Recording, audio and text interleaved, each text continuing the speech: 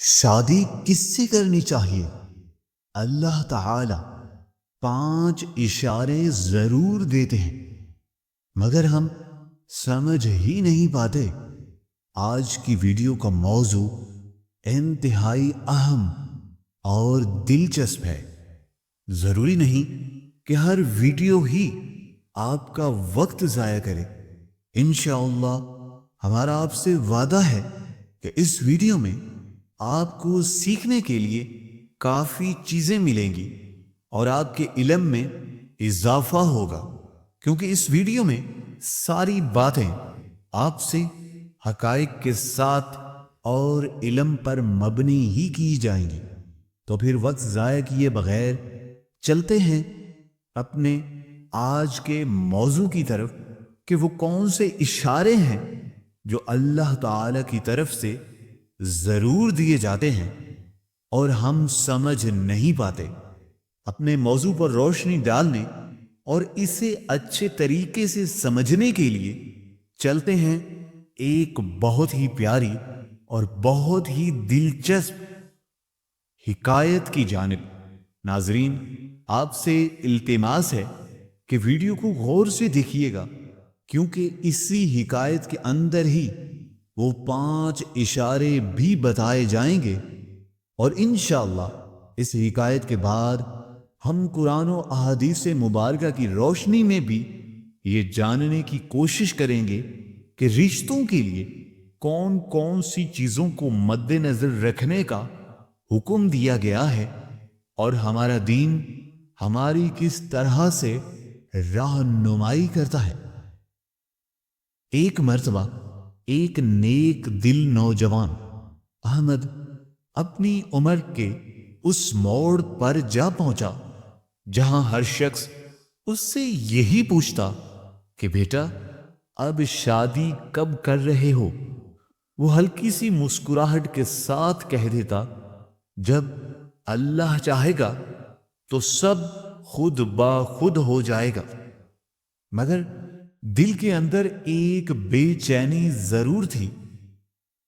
کون وہ ہے جو میری قسمت میں لکھا گیا ہے؟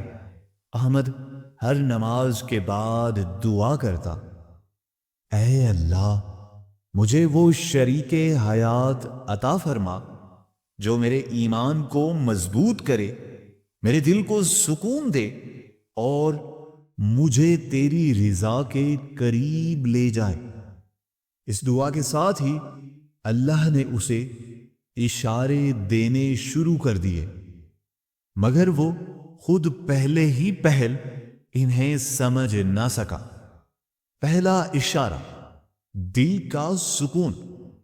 ایک روز مسجد کے امام صاحب نے ایک دینی درس کے دوران کہا، بیٹے جس رشتے میں دل بے سکون ہو وہاں مت جاؤ، کیونکہ مومن کا دل اللہ کا پیغام ریکارڈ کرنے والا سب سے پہلا آلہ ہے۔ احمد نے غور کیا کہ جس رشتے کی بات ہو رہی تھی اس میں دل کھٹکتا ہے، اور وہ اشارہ تھا کہ اللہ تعالی سکون کے ذریعے بتا رہا تھا کہ یہ تمہارے لیے نہیں۔ دوسرا اشارہ، راستوں کی آسانی۔ کچھ دن بعد ایک اور رشتہ آیا۔ سب کچھ اچھا لگ رہا تھا، مگر ہر کام میں رکاوٹ، تاخیر اور الجھن۔ ایک دن اس نے سورۃ الشورى کی آیت پڑھی جس کا ترجمہ کچھ یوں ہے، جو اللہ پر بھروسہ کرے وہ اس کے لیے کافی ہے۔ تب دل نے سمجھا جہاں اللہ چاہتا ہے راستے خود آسان ہو جاتے ہیں۔ یہ دوسرا اشارہ تھا۔ اب چلتے ہیں تیسرے اشارے کی جانب، اہل دل کی تائید۔ ایک دن احمد نے اپنے شیخ سے مشورہ کیا، شیخ نے صرف اتنا کہا، بیٹا جس رشتے کی بات سنتے ہی دل کے اندر نور اترتا محسوس ہو، سمجھ لینا وہ تمہارے نصیب کا حصہ ہے۔ کچھ دن بعد ایک رشتہ آیا، بات ہوئی تو دل میں عجب سی روشنی اتری، ماں باپ کے چہرے پر بھی اطمینان کا سایہ چھا گیا۔ یہ تیسرا اشارہ تھا۔ اللہ اہل دل کے ذریعے تصدیق کرواتا ہے۔ چوتھا اشارہ، دعا میں قرار۔ احمد نے استخارہ کیا، رات کو خواب میں کوئی منظر نہیں آیا، مگر صبح اٹھا تو دل میں ایک عجیب سی ٹھنڈک تھی، جیسے کوئی بوجھ اتر گیا ہو۔ علماء کرام فرماتے ہیں استخارہ کا مطلب خواب نہیں بلکہ دل کا قرار ہے۔ اللہ نے اسے چوتھا اشارہ دیا، یعنی دل کا اطمینان، خاموش مگر واضح۔ پانچواں اشارہ، ایمان کا بڑھ جانا۔ جب اس نے اس لڑکی سے بات کی تو گفتگو دنیاوی نہیں بلکہ دینی تھی۔ کہتی، میں چاہتی ہوں ہمارا گھر مسجد جیسا ہو، جہاں محبت عبادت کے رنگ میں رنگی ہو۔ یہ سن کر احمد کے دل میں ایمان کی لہر دوڑ گئی۔ یہ پانچواں اشارہ تھا، جہاں ایمان بڑھے وہی اللہ کی پسند ہے۔ کچھ مہینے بعد احمد کا نکاح اسی لڑکی سے ہوا۔ نہ کوئی بڑی رسم، نہ شور شرابہ، صرف قرآن کی تلاوت، چند آنسو اور دل کا سکون۔ احمد اکثر کہتا تھا، شادی کے فیصلے میں جلدی مت کرو۔ اللہ پاک بولتے ہیں مگر ہم دنیا کی آواز میں اسے سن نہیں پاتے۔ اگر تم دل کو خاموش کر لو تو تمہیں بھی 5 اشارے ضرور ملیں گے۔ اللہ تبارک و تعالی ہر مخلص بندے کو اشاروں کے ذریعے رہنمائی دیتے ہیں۔ نمبر 1، دل کا سکون۔ نمبر 2، راستوں کی آسانی۔ نمبر 3، اہل دل کی تائید۔ نمبر 4، دعا میں قرار۔ نمبر 5، ایمان کا بڑھ جانا۔ لیکن شرط یہ ہے کہ انسان اپنی خواہشات کو خاموش کرے اور اللہ سے بات کرنا سیکھے، صرف مانگنا نہیں۔ اب ہم بات کر لیتے ہیں کہ قرآن پاک میں اللہ تبارک و تعالی نے کیا حکم فرمایا ہے کہ رشتے کیسے کرنے چاہیے اور کہاں کرنے چاہیے۔ قرآن پاک کی روشنی میں شادی کس سے کرنی چاہیے؟ نمبر 1، نکاح ایمان کی بنیاد پر ہو، نہ کہ دنیاوی فائدے پر۔ اللہ تبارک و تعالی قرآن مجید فرقان الحمید میں ارشاد فرماتے ہیں، سورۃ البقرہ آیت نمبر 221، جس کا ترجمہ کچھ یوں ہے، اور مشرکہ عورتوں سے نکاح نہ کرو جب تک وہ ایمان نہ لے آئیں۔ یعنی شادی کا پہلا معیار ایمان ہے، مال، شکل یا خاندان ثانوی ہے، مگر ایمان بنیادی شرط ہے۔ ایماندار مرد اور عورت کے درمیان نکاح صرف ایک رشتہ نہیں بلکہ عبادت بن جاتا ہے۔ نمبر 2، اللہ کے نزدیک سب سے بہتر شریک حیات وہ ہے جو متقی ہو۔